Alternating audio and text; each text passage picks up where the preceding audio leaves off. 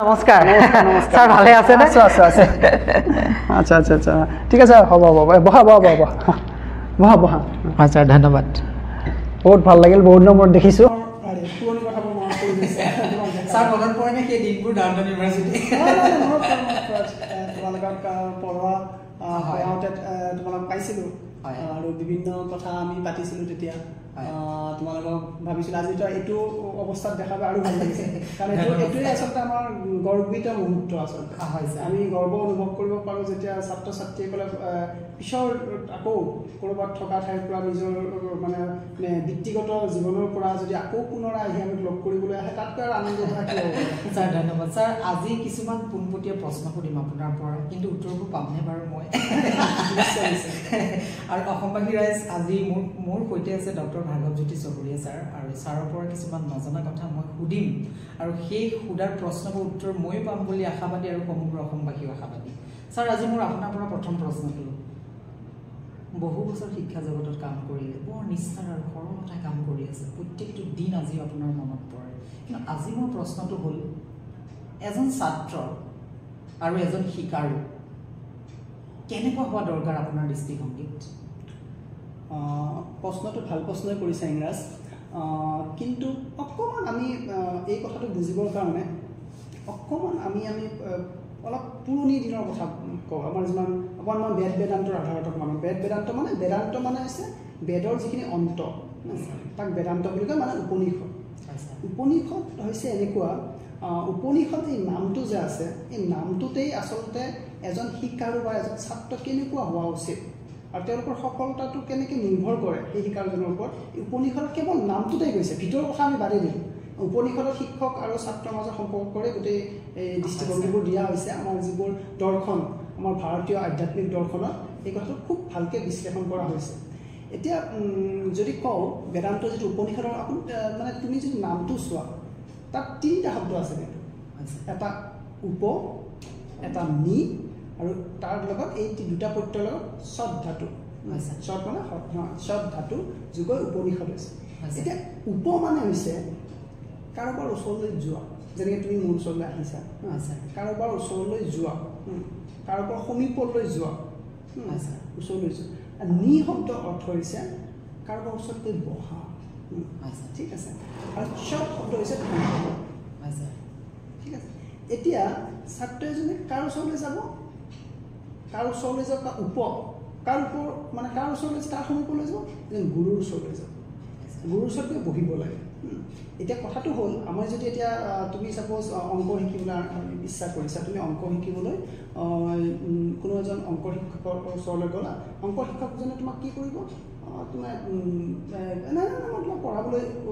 মন নাই মোৰ সময় নাই তেতিয়া ছাত্ৰজনে কি ক'ব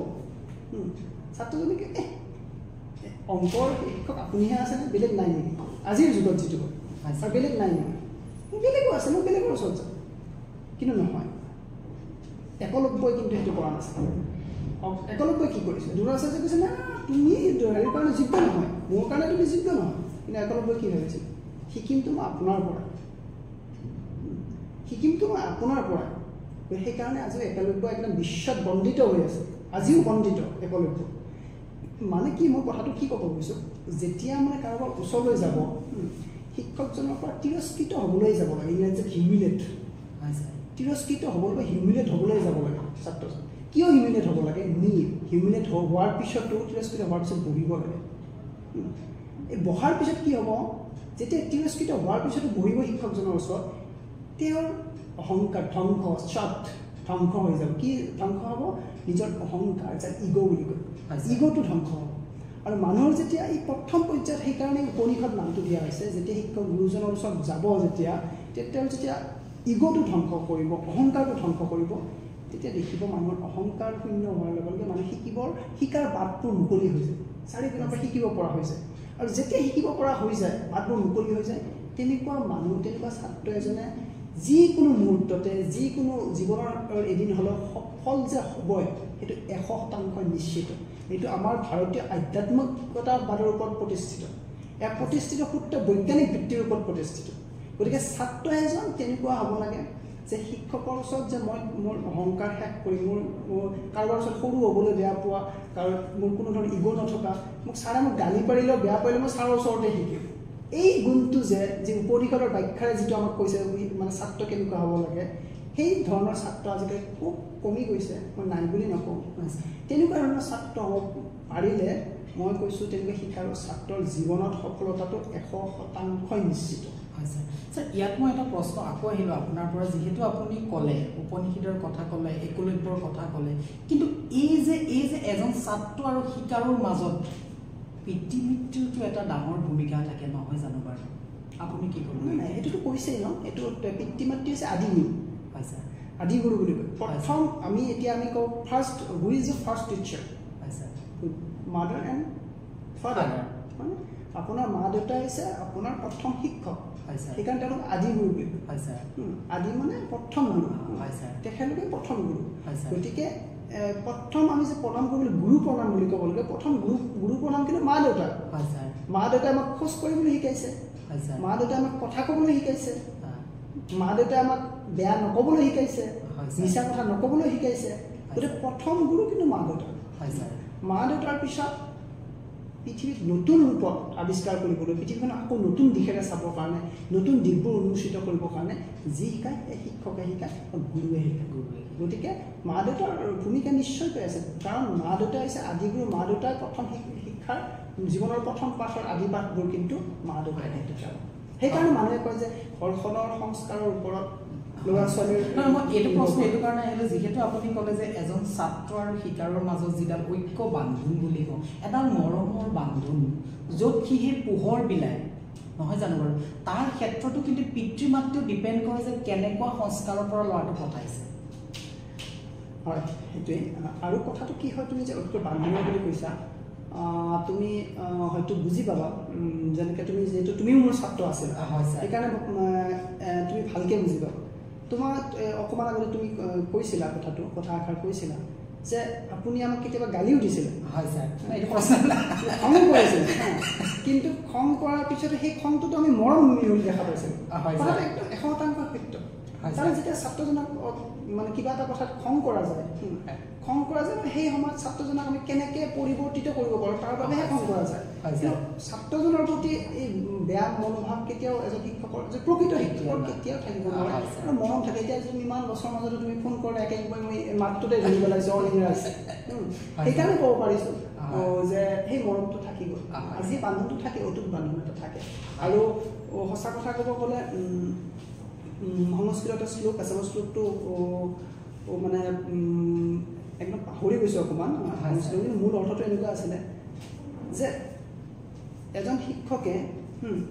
বা এজন মানুহে দুজন মানুহৰ ওচৰত মানে পৰাজয় স্বীকাৰ কৰিব পাৰে বেলেগ মানুহৰ ওচৰত কেতিয়াও পৰাজয় স্বীকাৰ কৰিবলৈ টান পায় আৰু সেয়া হৈছে এজন ছাত্ৰৰ ওচৰত আৰু এজন পুত্ৰৰ ওচৰত পুত্ৰ আৰু ছাত্ৰ পুত্ৰ বা পুত্ৰী মানে আৰু ছাত্ৰ বা ছাত্ৰী তেওঁলোকৰ বাহিৰে বেলেগৰ ওচৰত পৰাজয় স্বীকাৰ কৰা এজন শিক্ষকে নহয় আপোনাৰ পৰা দ্বিতীয় প্ৰশ্নটো যিহেতু ঘৰৰ পৰা যেতিয়া ওলাই নহয় জানো বাৰু মিৰ্জা এটা ইমান দূৰ জেগা ইয়াত আহি আকৌ আপোনাৰ নিজৰ দায়িত্ব পালন কৰি আকৌ ঘৰলৈ ঢাপলি মেলে কিন্তু যে এই যে লিখা মেলা যে লিখিবৰ কাৰণে আপুনি এই শক্তিবোৰ ক'ত পায় বাৰু চাকৰি তাৰ মাজত লিখা এই এনাৰ্জিবোৰ ক'ৰ পৰা আহে কথাটো হ'ল এই এনাৰ্জি মানে শক্তিৰ যিটো কথা কৈছা মানে ক'ৰ পৰা শক্তি পাওঁ বুলি শক্তি মানে কিবা এটাতো কাৰক আছে যিয়ে উজ্জীৱিত কৰিব লাগিব হয় ছাৰ যেনেকৈ কিবা এটা কাৰকে আমাক সদায় ঠেলি থাকিব লাগিব হয় ছাৰ মোৰ সেই কাৰকটো হৈছে যে মই কিবা এটা কৰিব খোজোঁ মানুহৰ কিবা এটা ভালৰ কাৰণে কাম কৰিব খোজোঁ বিশেষকৈ তাৰমানে যিখিনি নতুনকৈ উঠি অহা মানুহ যিখিনি খুব হতাশাগ্ৰস্ত হৈছে তুমি হয়তো ভালকৈ জানা তোমালোক যেতিয়া পঢ়ি আছা মই খুব কবিতা লিখিছিলোঁ আৰু কাকতে পত্ৰ আমাৰ অসম বা এইবিলাক কাকতে পত্ৰ প্ৰায় কবিতা প্ৰান্তিকতো মোৰ কবিতা উঠিছিলে আৰু যেতিয়া কবিতাৰ কিতাপ এখনো ওলাইছিলোঁ কিন্তু মই লাহে লাহে লাহে লাহে দেখিব ল'লোঁ যে মানুহ হতাশাগ্ৰস্ত মানুহক কেনেকৈ মানে গীতা বা এইবিলাকৰ কথাৰে কেনেকৈ উজ্জীৱিত কৰিব পাৰি বা বিভিন্ন পৃথিৱীৰ বিভিন্ন ভাল ভাল মানুহৰ কথা বা ভাল ভাল শক্তিৰ বিষয়ে জ্ঞাত কৰাই তেওঁলোকক মানে যিবোৰ হতাশামুক্ত কৰাব পাৰি বা জীৱনত কেনেকৈ সফলতা পাব পাৰি সেইবোৰ লিখাৰ ওপৰত বেছি গুৰুত্ব দিয়া গ'ল গুৰুত্ব এইকাৰণে দিয়া গ'ল যাতে মোৰ এটাই কথা বা কিছুমান দৰৱৰ ক্ষেত্ৰত আমি কিবোৰ আমি সাৱধানতা অৱলম্বন কৰিব লাগে এইবোৰ লিখা খুব বেছিকৈ লিখি থকা যায় এইকাৰণে লিখা যায় যে মানুহৰ উপকাৰ হওক কাৰণ মানুহক কিবা এটা উপকাৰ কৰিব পাৰিলে মই এইটো ভবা নাই যে মই 1 লাখ মানুহৰ উপকাৰ সাধন কৰিব পাৰিম কিন্তু 1 লাখ মানুহৰ নালাগে কিন্তু প্ৰত্যেক মানুহে যদি এজন মানুহৰ উপকাৰ সাধন কৰিব পাৰে সেই এই পৃথিৱীৰ কাৰণে যথেষ্ট আৰু হেতু যদি মই আজি এজন মানুহৰ কাৰণে চেষ্টা কৰিছে এই যে উজ্জীৱিত কৰি থাকে মোক যে মানুহৰ মনত মইতো সকলো মানুহৰ ওচৰলৈ গৈ ক'ব নোৱাৰো কথাটো কেতিয়াবা কৰবাত মাতিছে বা কেতিয়াবা সুধিলে মই সেই মোৰ মানে কিছুমান কথা ক'ব পৰা যায় কিন্তু যেহেতু মই এটা যিখিনি এটা বিশাল মানুহ যিবোৰে মোক চিনি নাপায় তেওঁলোকৰ ওচৰলৈ যাব লাগিব তেওঁলোকক মই জনাব লাগিব সেই জনাব লগাৰ তাগিদা বা ইচ্ছাটোই মানে মোক উজ্জীৱিত কৰে আৰু হেতু কাৰণে মই সঁচা কথা যে মই ৰাতিপুৱা 8টা 8:30টাত মই আহো এটা দিন এতিয়াও মনত পৰে যেতিয়া ইউনিভাৰ্চিটিত পঢ়ি আছিলো ডাউনটাউনৰ হেতু সময়ত আপুনি ৰাতিপুৱা ডে থটবোৰ লিখিছিলে গৈ থটছ অফ দা ডে কলিবিলাক লিখিছিলে এতিয়াও আমনি কৰে তেতিয়া সুধো মানে ভাৰ্গৱ ছাৰে ক'ৰ পৰা পায় এইবোৰ লিখিবলৈ বাৰু ইমান ধুনীয়া কবিতা সংলাপ আপুনি এইবোৰ লিখি থাকে থটছ অফ দা ডে মানে কি মই মানে এইটো মানে হেৰিটো আছিল এনেকুৱা যে প্ৰতিদিন যেতিয়া আহিব ছাত্ৰ ছাত্ৰীখিনি আহিয়ে আজিৰ দিনটোৰ এটা চিন্তাৰে আৰম্ভ কৰিব ভাল চিন্তা এটাৰে যেতিয়া এটা ভাল চিন্তাৰে দিনটো আৰম্ভ কৰা হয় কাৰণ প্ৰতিটো দিন আমাৰ কাৰণে ঈশ্বৰৰ পৰা আশীৰ্বাদ স্বৰূপ আৰু সেই প্ৰতিটো দিন আমি কেনেকৈ উদযাপন কৰোঁ সেইটো মানে শিকিব লাগে আৰু সেইটো যি মানে শিকিব পাৰে মানে কেতিয়াও মানে দুখী হ'ব লগা নহয় আৰু মানে সুখৰ কথাটো আৰু মই জাষ্ট এটা কথা মই কওঁ দেই তুমি যিটো এই এনাৰ্জিৰ কথা কৈছা ইউনিভাৰ্ছ যিখন বিশ্ব ব্ৰহ্মাণ্ডখন এখন কিন্তু শক্তিৰ ভাণ্ডাৰ যদি ফিজিক্সতো এই কথাটোৱে কৈছে পদাৰ্থ বিজ্ঞানতো কথাখিনি কৈছে যে আমাৰ এছিয়ান কাণ্ট্ৰিবোৰত মই অলপতে এখন কিতাপ পঢ়িছিলোঁ বিকামিং ছুপাৰ নেচাৰেল তাত মানে লিখিছিলে কিতাপখনত যে এছিয়ান কাণ্ট্ৰিবোৰে এই যে বিশ্ব ব্ৰহ্মাণ্ডৰ পৰা নিজৰ শৰীৰৰ প্ৰতি যে এই শক্তিবোৰ আহৰণ কৰিব পৰা এনাৰ্জি আহৰণ কৰিব পৰা প্ৰতিটো অবজেক্টৰে এটা এনাৰ্জি থাকে তো ইয়াতে এমিট এনাৰ্জি কৰে নিজলৈ এনাৰ্জি মানে এনাৰ্জি চেণ্টাৰ বনাবলৈ এনাৰ্জি মানে আপুনি আকৰ্ষণ কৰিব পৰা শক্তি এটা বনাব জানিছিলে আচলতে যদি ভালকৈ জুকিয়াই চাওঁ আমি ঋষিমুনিবিলাকে যেনেকৈ তপস্যা কৰি শক্তি কাৰোবাক অভিশাপ দিব পাৰিছিলে এইবোৰ যে শক্তি কিছুমান কৈছিলে বা তৃতীয় চকুটো আমাৰ জাগ্ৰত কৰিছিল তেনেকুৱা কিছুমান কাহিনী আমি পঢ়িব পাওঁ কথাষাৰ মানে মিছা নহয় কিন্তু এইবোৰ কেৱল মিথ্যা নহয় মাইথলজি নহয় কিন্তু এইখন কিতাপত যিখন লিখিছে তেওঁৰ মতে 8টা আমাৰ মানে এনাৰ্জি চেণ্টাৰ আছে শক্তিৰ 8টা উৎস আছে এই শক্তিৰ উৎসবোৰ আকৌ যেনে প্ৰতিটো উৎসৰ লগত আমাৰ ডিফাৰেণ্ট গ্লেণ্ডছবিলাক মানে গ্ৰন্থিবোৰ সংযুক্ত হৈ আছে গ্ৰন্থিবোৰ বোলে পিটুটৰি গ্ৰন্থি থাইৰয়েড গ্ৰন্থি এইবোৰ সংযুক্ত হৈ আছে আৰু এই গ্ৰন্থিবোৰে কি কৰে কিছুমান হৰমনছ বা ৰাসায়নিক দ্ৰব্য সিক্ৰেশ্যন কৰে নিঃসৰণ কৰে এই নিঃসৰণ কৰা দ্ৰব্যবোৰে কি কৰে আমাৰ যিটো অট'নমাছবোৰে আমাৰ দুটা নাৰ্ভাছ ছিষ্টেম আছে এটাতো আমি জানি বুজি ফোনটো উঠালোঁ মই সেইটো মই ইচ্ছা কৰি উঠালোঁ এটা মই তোমাৰ কথাৰ মাজতে মই চকুটিপ মাৰি আছোঁ উশাহ লৈ আছোঁ সেইটো অট'নমাছ নাৰ্ভাছ ছিষ্টেম আমাৰ অজ্ঞাত হৈ থাকে এই অজ্ঞাত যিটো হয় যিটো ছাবকনচিয়াছ আছে এই ছাবকনচিয়াছ মাইণ্ডত আমাৰ ছাবকনচিয়াছ মানে আমাৰ থটছবিলাকে আমাৰ যিটো এনাৰ্জি লেভেলটো সেই থটছবিলাক এনাৰ্জি লেভেলবিলাক মানে জাগ্ৰত কৰি দিয়ে আৰু সেইমতেই ঠিক তেনেকৈ ধৰণে আমাৰ হৰমন আৰু হেৰিবোৰ চিক্ৰেশ্যন হয় এতিয়া অনুগ্ৰহ কৰি মোৰ প্ৰথম চেণ্টাৰটো আছে প্ৰথম চেণ্টাৰটো মোৰ জড়িত বিভিন্ন যদি মোৰ বেয়া চিন্তাটো বেছিকৈ আহি থাকে সেই চেণ্টাৰটোৰ লগত যিখিনি গ্ৰন্থি আছে সেই গ্ৰন্থিৰ হৰমনবোৰ বেছিকৈ চিক্ৰেট হ'ব সেইমতে আমাৰ যিটো অট'নমাছ যিটো মানে হেৰি অট'নমাছ যিটো আমাৰ ছিষ্টেম আছে তেওঁলোকে বাৰ্তা বহন কৰিব আমাৰ চেতন মগজুলৈ চেতন মগজুৱে তেতিয়া আমাৰ মনটোক ডাইভাৰ্ট কৰিব আৰু সেইমতে আমাৰ মনবোৰো সেনেকুৱা হৈ যায় সেইমতে আমাৰ ৰোগবিলাকো তেনেকুৱা হৈ যায় গতিকে বেলেঞ্চ যদি নাথাকে এনাৰ্জিটো বেলেঞ্চ নাথাকে শৰীৰত মানুহ সুখী হ'ব নোৱাৰে মানুহ ৰোগীয়া হৈ যায় মই কিয় কথাটো কৈছোঁ সেই সময়ত তাৰমানে আমাৰ 7টা আমাৰ দেহত থাকে শক্তি মই অলপ দীঘলীয়া মই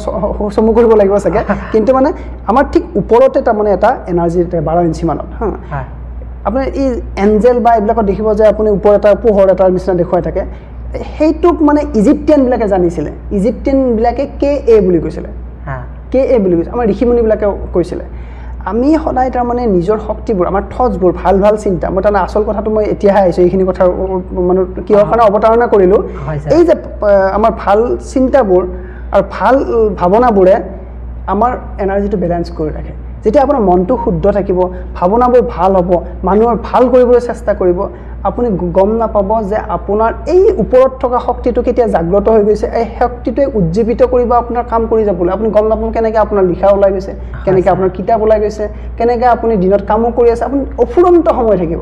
আপোনাৰ ভাগৰ নালাগিব আপুনি শুইছেও কিন্তু কোনোবা এটা শক্তিয়ে তোমাক অদৃশ্য শক্তিয়ে তোমাক উৎপ্ৰেৰণা যোগাই থাকিব যে তুমি এইবোৰ কাম কৰা গতিকে মই ভাবোঁ কেতিয়াবা সেই শক্তিটোৰ ক'ৰবাত নহয় ক'ৰবাত মই অনুভৱ কৰোঁ অনুভৱ মই এইটো কোৱা নাই যে মই সেই অনুভৱটো এইকাৰণে কৰোঁ যে মই ভাল চিন্তা এটা কৰিব মন যায় কাৰোবাৰ প্ৰতি ভাল কৰিবলৈ মন যায় মই কোৱা নাই মই ভাল মইতো এইটো কোৱা নাই যে মই ভাল বুলি ক'বলৈ যোৱা নাই কিন্তু এই যে মোৰ লিখাটোৱে যদি কাৰোবাৰ মই কোনো কবিতা লিখিছিলোঁ কবিতাৰ পৰা কাৰোবাৰ যদি অকণমান হতাশামুক্ত কৰিব পাৰোঁ সেই চেষ্টাটোৱে মোক এই শক্তিটো আহে যিটো শক্তিৰ কথা তুমি ক'লা মই ভাবোঁ তেনেকুৱা এটা কিবা এটা মোক উজ্জীৱিত কৰি থয় হয় ছাৰ ধন্যবাদ আৰু এটা প্ৰশ্ন আপোনাৰ পৰা যিহেতু প্ৰত্যেকগৰাকী পিতৃ মাতৃ নিজৰ সন্তানক লৈ একো এটা সপোন থাকে নহয় জানো বাৰু ল'ৰাটো এইটো লাইনত যাব বা ছোৱালীজনী এইটো লাইনত যাব কিন্তু এই যে আঁৰৰ ৰহস্যটো কেতিয়াবা হয়তো সেই ছাত্ৰ বা ছাত্ৰীজনে সেই বস্তুটো পাবগৈ পৰা নাই বা কিছুমান ক্ষেত্ৰত কিন্তু আপুনি কি ক'ব বাৰু সেইটো ক্ষেত্ৰত কাৰণ আপুনি বহুবোৰ ছাত্ৰ ছাত্ৰীক শিক্ষা প্ৰদান কৰিছে আপোনাৰ এখন জীয়া ছবি মই ইংৰাজীত কৈ কেতিয়াও শেষ কৰিব নোৱাৰিম প্ৰথম কথাটো হ'ল এই পিতৃ মাতৃলৈ মই এটা অনুৰোধ ৰাখিম হয় যে ল'ৰা ছোৱালীক আপোনালোকৰ ফালৰ পৰা জোৰ কৰি আজিকালি আমাৰ প্ৰত্যেকটো মানে পিতৃ মাতৃৰে এনেকুৱা এটা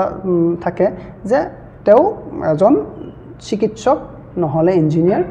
হ'ব আৰু মানে প্ৰথমতে একদম জোৰ কৰি ৰাতিপুৱা আমি কি কৰোঁ আমি ল'ৰা ছোৱালী মই কেতিয়াবা দেখা পাওঁ বহুত সৰু সৰু ল'ৰা ছোৱালী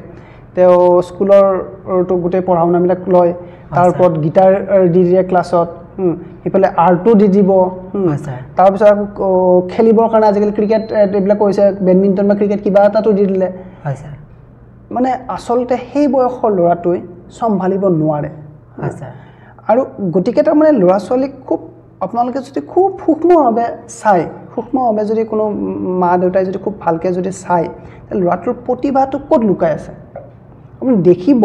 ল'ৰাটোৱে নিজেই কিছুমান ইণ্ডিকেশ্যন দি থাকিব তেওঁ কোনবোৰ বস্তুৰ প্ৰতি ইচ্ছা আছে কেনেকুৱা এটা কলমটো ধৰিলে গম পাব কলমটো কিছুদিন ধৰাৰ পিছতে সি আঁকিলেই গম পাব কলমটো ধৰাৰ ঠাইতে যদি ভালকৈ নহ'লে কোনোবা এজন ভাল মানে বিজ্ঞ ব্যক্তিৰ দ্বাৰা সহায় ল'ব পাৰে যে কেনেকুৱা ধৰণৰ যদি দেখিছে যে কলমটো লৈ তেওঁৰ খুব হেণ্ডৰাইটিং মাৰ্কবিলাক খুব ধুনীয়া স্মুথলি গৈছে আৰ্টিষ্ট হোৱাৰ এটা অৱকাশ থাকে তেতিয়া ল'ৰাটোৰ আৰ্টৰ বিষয়ে পঢ়াওক কিন্তু কি হয় সকলোবোৰ শিক্ষা একেলগে জাপি দি ল'ৰাটোক মানে কি হয় নিচা বস্তুটোৰ প্ৰতি নিচা যোগাব নোৱাৰে বৰঞ্চ কি হয় সেইবোৰ বোজাৰ দৰে হৈ পৰে যেতিয়া ল'ৰা ছোৱালীক বস্তুবোৰ পঢ়া শুনাটো বুজা লাগিব সকলো বস্তু একাধিক কোনো চম্ভালিব নোৱাৰি নিজৰ মনটোৱে চম্ভালিব নোৱাৰি টানি লৈ গৈ থাকোঁতে বুজা হয় তেওঁ আচলতে নিজক এখন কি হয় ফ্ৰীলি এখন মানে চাব পৰা জগত এখন লাগে ল'ৰা ছোৱালীক যে মই তেতিয়া ভাবিবৰ অৱকাশ থাকিব লাগে ল'ৰা ছোৱালীয়ে তেতিয়া গম পাব যে ল'ৰা ছোৱালীটোৱে কি হ'বলৈ বিচাৰে কিন্তু ল'ৰা ছোৱালীয়ে আজিকালি একো ভাবিবৰ মানে অৱকাশেই নাপায় কাৰণ ৰাতিপুৱা 7টাত গ'ল বাছ মুখ চুখ ধুই দিলে গ'ল বিদ্যালয়লৈ গ'ল বিদ্যালয়ৰ পৰা আহি দুপৰীয়া তাতেই খালে বাহিৰে টিউশ্যনৰ পৰা আহিলে আৰ্ট শনিবাৰ দেওবাৰ আৰ্ট ক্ৰিকেট ফুটবল বা কিবা খেলা মুঠৰ ওপৰত সকলো এটা নিজৰ বাবে যিটো সময় দিব লাগে অকণমান ল'ৰালিৰ শৈশৱৰ ধুনীয়া সময়বোৰ খেলাৰ সময় পুতলা খেলাৰ সময় বাকী মনৰ তাগিদাৰে অকণমান ভালকৈ চোৱা সেই সময়খন ল'ৰা ছোৱালী নাপায়েই এইটো আচলতে এটা বৰ নিৰ্মম অত্যাচাৰ ল'ৰা ছোৱালীৰ ওপৰত ছাৰ এইখিনিতে মই আপোনাৰ প্ৰশ্নটো অকণমান ব্ৰেক কৰিছোঁ যিটো কথা আপুনি ক'লে ইয়াৰ ক্ষেত্ৰত যদি আমাৰ ষ্টেট গভৰ্ণমেণ্ট হওক চেণ্ট্ৰেল গভৰ্ণমেণ্ট যিটো আমাৰ এডুকেশ্যন পলিচি বাচ্চাৰ ক্ষেত্ৰত সৰু ল'ৰাটোৱে যেতিয়া 5 বছৰ 6 বছৰ এটা বাচ্চা যেতিয়া স্কুল যায় তাৰ মাথাত যদি ইমানখিনি বুজাইখিনি দি দিয়ে কিতাপৰ বা হোমৱৰ্কৰ এইটোৰ ওপৰত আপুনি কি ক'ব তাৰ পৰা সেইটো আপুনি কাক দোষাৰোপ কৰিব একজেক্টলি দোষাৰোপ মই কাকো নকৰোঁ কিন্তু মানে কথাটো হ'ল দায়বদ্ধতাৰ পৰিচয় আচলতে প্ৰতিজন নাগৰিকে দিব লাগে প্ৰতিজন নাগৰিকে এই দায়বদ্ধতাৰ পৰিচয় দি মানে যদি ল'ৰা ছোৱালী এনেকুৱা বুজা হয় যিমান পাৰোঁ কমাব লাগে আৰু কিছুমান সময় যেতিয়া আজি ফিনলেণ্ডলৈ যায় আপুনি জাপানলৈ যায় তেওঁলোকে কিন্তু তেনেকুৱা নকৰে তেওঁলোকে 3 দিন বা 4 দিন এটা সময় পঢ়াব বাকি 3 দিন ল'ৰা ছোৱালীক নিজৰ মতে খেলিবলৈ সুবিধা এৰি দিয়ে নিজৰ মতে খেলিবৰ কাৰণে তেহেঁতৰ বিকাশ হ'বলৈ সুবিধা পায় যেতিয়া নিজৰ মতে খেলিবলৈ তেতিয়া তেওঁলোকৰ বিকাশটো হয় হয় স্যাৰ আমাৰ আজিকালি ল'ৰা ছোৱালী খুব ভাল খেলুৱৈ ভাল আৰ্টিষ্ট আপুনি এইবিলাক দেখিব সেইবোৰ কিন্তু সব নিজে বিকাশ ঘটিছে জোৰ কৰি বিকাশ ঘটোৱা নহয় কিন্তু জোৰ কৰি বিকাশ নাই আৰু এনেকুৱা হয় ল'ৰা ছোৱালীক তাৰমানে যিটো মই এতিয়া ইয়াতে পাওঁ ছাত্ৰ ছাত্ৰীখিনিক ফাৰ্মাচিউটিকেল সায়েন্স বা ভেষজ বিজ্ঞান বা বি ফাৰ্মা পঢ়িবৰ ইচ্ছাই নাই ল'ৰাটোৰ জোৰ কৰি ইয়াতে ল'ৰাটোক দি দিয়ে ল'ৰাটোৰ ইচ্ছা আছে ফেশ্বন ডিজাইনিঙৰ ওপৰত হোৱাটছ ৰং উইথ ফেশ্বন ডিজাইন একো বেয়া তাৰ যদি ইচ্ছা আছে ল'ৰাটোৰ যদি স্কিল আছে পৃথিৱীত মানে মই কৈছোঁ যে পৃথিৱীত কাম কৰি ভাল মানুহ হৈ খাব পৰা বিভিন্ন সুবিধা আছে একদম মানে গোটেইবোৰ যদি পৃথিৱীৰ মানুহকো আমি সেই সুবিধাবোৰ দিওঁ তথাপিও শেষ নহ'ব বিশ্ব ব্ৰহ্মাণ্ডই মানুহৰ কাৰণে আমাৰ জাতিৰ কাৰণে জীৱ জন্তুৰ কাৰণে ইমানবোৰ বস্তু পৰ্যাপ্ত দি থৈ গৈছে পৰ্যাপ্ত আছে শেষ কৰিব নোৱাৰে কোনো কিন্তু আমি কেনেকৈ যাব লাগে সেই বস্তুটো ল'ব পাৰোঁ সেইটো বহুত ডাঙৰ কথা গতিকে ল'ৰা ছোৱালীক মই ভাবোঁ যে জোৰ জবৰদস্তি হৈ চিকিৎসক বনাবলৈ জোৰ জবৰদস্তি হ'বলৈ চেষ্টা কৰিব নালাগে বৰঞ্চ তেওঁলোকৰ যিকোনো বিকাশবোৰৰ তেওঁলোকে দেখিব যে তেওঁৰ দেখোন বৰ ধুনীয়া খেলাত বৰ ধুনীয়া ৰাফ সাপোজ এজন ল'ৰাই ক'ব এদিন বেডমিণ্টন খেলিলে ল'ৰাটোৱে দেখিছে তাৰ ইচ্ছাও আছে খুব ইণ্টাৰেষ্টো দি আছে তাৰ ৰিচ মুভমেণ্ট বহুত আছে কাৰণ বেডমিণ্টন যে ৰিচৰ খেলা ৰিচ মুভমেণ্টটো বঢ়িয়া এনেকৈ চিধা নামাৰে ই ৰিচেৰে মাৰে তাৰমানে সি তাৰ টেনিছ বা যি ৰেকেটৰ খেলবোৰ খেলিব পৰা তাৰ এটা মানে ইনবৰ্ন টেলেণ্ট এটা আছে জন্মগত এটা হেৰি আছে গতিকে সেইজন ল'ৰাক কিন্তু আমি দিবই লাগে তেতিয়া তাৰ প্ৰতি খুব মানে ভালকৈ সুবিধা কৰি দিব লাগে চেষ্টা কৰিব লাগে এদিন ভাল হ'বই আৰু ভাল মানসিক বিকাশটো বহুত কিন্তু হেৰি মানে জৰুৰী কাৰণ মানসিক যেতিয়া উৎকৰ্ষ সাধন হ'ব তেতিয়া যিটো বস্তুৱে ধৰিব সেইটোতে কিন্তু সফলতা পাব হয় ছাৰ এইখিনিতে মোৰ আৰু এটা প্ৰশ্ন আপোনাৰ পৰা যিহেতু যাক আমি ৰিচাৰ্চ বুলি কওঁ যিহেতু আজি আপোনালোকৰ যিটো name care group of institution যিটো আপোনালোকৰ ইয়াতে আপুনি বহুবোৰ ষ্টুডেণ্টে ক্লাছ কৰে PhD পৰ্যন্ত আপুনি ৰিচাৰ্চত আপুনি সহায় কৰে নহয় জানো বাৰু আজি মোৰ প্ৰশ্নটো হ'ল যে PhD কৰিবৰ কাৰণে বা ৰিচাৰ্চ কৰিবৰ কাৰণে অসমত তেনেকুৱা যিবোৰ ইনষ্টিটিউট আছে সেই সুবিধা আমাৰ অসমীয়া ল'ৰা ছোৱালীবিলাকে আপুনি পায় বুলি ভাবেনে আৰু আমাৰ অসমীয়া ল'ৰা ছোৱালীবোৰ অকল কেৱল অসমীয়া বুলি ক'লে ভুল হ'ব আমাৰ নৰ্থ ইষ্টৰ সেই পৰ্যায়পানৰ সেই সময়খিনিলৈকে যাব পাৰে বুলি আপুনি ভাবেনে নহয় মানে কথাটো এনেকুৱা মই ক'লোতো ৰিচাৰ্চ মানে বহুতে ভাবে যে বস্তু এটা মানে একদম নতুনকৈ কিবা আৱিষ্কাৰ কৰে তেনেকুৱা নহয় ৰিচাৰ্চ মানে হৈছে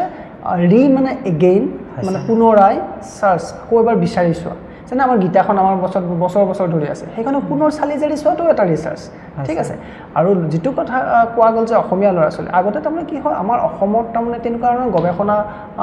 অনুষ্ঠান এনেকুৱা নাছিলে কিন্তু এতিয়া নাইপাৰ আছে IIST আছে IIT আছে গতিকে গৱেষণাৰ প্ৰতি অকণমান ধাউতি আহিছে ল'ৰা ছোৱালী ছাৰ এই যে আপুনি নাইপাৰ বুলি ক'লে মই ভাবোঁ মানে নৰ্থ ইষ্টত চাগে এটা ইনষ্টিটিউট নেকি নাইপাৰৰ মানে ভাৰতবৰ্ষৰ বেলেগ ঠাইত আছে হয় মূলখন আছে মহালিত হয় ছাৰ আৰু গুৱাহাটীতো এখন নাইপাৰ আহিছে আজি 4-5 বছৰ মানে হ'ল প্ৰথমে গুৱাহাটী মেডিকেল কলেজত স্থাপন হৈছিলে তাৰপিছত আছে north east institute national institute of pharmaceutical science and research নাইপাৰত কি অকল মাষ্টাৰে কৰিব পাৰে নেকি বাৰু নহয় মাষ্টাৰ্ছ মানে MS আৰু M.Pharm হয় তাতে মানে ফাৰ্মাচিউটিকেল ভেষজ বিজ্ঞানৰ গৱেষণাবোৰ ফাৰ্মাচিউটিকেল সায়েন্সৰ গৱেষণাবোৰ মূলতঃ তাতে হয় আৰু বিভিন্ন ধৰণৰ আমাৰ দৰৱ প্ৰস্তুতি দৰৱৰ গৱেষণাবোৰ আচলতে ফাৰ্মাচিউটিকেল সায়েন্সৰ ষ্টুডেণ্টবিলাকে তাতে কৰে IITটো কৰে আৰু ফাৰ্মাচিউটিকেল সায়েন্সত মানে ভেষজ বিজ্ঞানত গৱেষণাৰ একদম যথেষ্ট থল আছে আৰু অসমীয়া ল'ৰা ছোৱালী আগতে নাছিলে এই ক্ষেত্ৰত কিন্তু এতিয়া কিন্তু ল'ৰা ছোৱালী আগ্ৰহী হোৱা দেখা গৈছে এতিয়া মোৰ শিক্ষানুষ্ঠানতে 4-5জন ষ্টুডেণ্টে PhD কৰি আছে M.Pharm কৰিছে ইতিমধ্যে 8টা নে 9টা পেটেণ্ট আমি ইয়াৰ পৰা পাইছোঁ গৱেষণাৰ কাৰণে ল'ৰা ছোৱালীবোৰ এতিয়া মই ৰুবুল মাউতৰ কিতাপ এখন আপুনি তুমি গম পোৱা ৰুবুল মাউতৰ কিতাপখন তেওঁ কেনেকৈ এটা পৰিয়ালৰ মাজৰ পৰা ভিতৰৰ এটা পৰিয়ালৰ মাজৰ পৰা গৈ পিনে তেওঁ মানে বিদেশলৈ গ'ল সেই কাহিনীটো তেওঁ বৰ্ণনা কৰিছে গতিকে এনেকুৱা নহয় যে অসমীয়া ল'ৰা ছোৱালী এতিয়া আগ্ৰহী নোহোৱা নহয় অসমীয়া ল'ৰা ছোৱালী আগ্ৰহী হৈছে কিন্তু এটা কথা ঠিক যদি এই গৱেষণাত খুব মনোযোগী হয় ল'ৰা ছোৱালীৰ ভৱিষ্যত কিন্তু বহুত উজ্জ্বল আছে যথেষ্ট মানে আপোনাৰ মানে বহুত বেছি মানে ইয়াতে সুবিধা আছে আজিকালি বাহিৰত বিদেশত যাবৰ সুবিধা আছে এতিয়া PhD কথা ক'লা তুমি PhD কৰিব বিদেশত যাব পাৰে কোৰিয়াত যাব পাৰে আজিকালি তাৰপিছত ইংলেণ্ডত যাব পাৰে ফিনলেণ্ড এইবিলাক দেশবোৰ বেলেগ বেলেগ দেশত আজিকালি আৰু PhD কৰিব যাবৰ কাৰণে বা গৱেষণা কৰিব যাবৰ কাৰণে খুব ধুনীয়া জলপানী কিন্তু ছাত্ৰ ছাত্ৰীয়ে প্ৰাপ্ত কৰিব পাৰে কিন্তু আজিকালি এই সুবিধাবোৰ আছে আজিকালি স্যাৰ এইখিনি মই আৰু এটা প্ৰশ্ন সুধিছো যিটো ভেষজ বিজ্ঞান নহয় জানো বাৰু ভেষজ বিজ্ঞানৰ যিটো মানে এটা কোৰ্স সেইটো ওপৰত আপুনি ভাবে নেকি যে চৰকাৰো ইয়াৰ ক্ষেত্ৰত কিবা এটা কৰবাত ৰৈ গৈছে বুলি নহয় মানে আজি আসলতে এইটো মই এটা বৰ দীঘলীয়া চেপ্টাৰ মানে এইটো এটা বৰ দীঘলীয়া কথা আৰু আমি যেহেতু বিষয়বোৰ আমি বেলেগ বেলেগকৈ কৈ আছো বেলেগ বিষয়বস্তুৰ ওপৰত কথা পাতি আছো খপকৈ মই ভেষজ বিজ্ঞানৰ যাবৰ কাৰণে অকমান দিগদাৰো পাইছো তথাপিও বাৰু মই কওঁ যে ভেষজ বিজ্ঞান হৈছে দৰৱ এটাৰ প্ৰস্তুতিৰ পৰা হয় স্যাৰ দৰৱ এটা যেতিয়া প্ৰস্তুত কৰিব এটা ৰাসায়নিক পদাৰ্থটো আহিব আহি উঠি দৰৱ হ'ব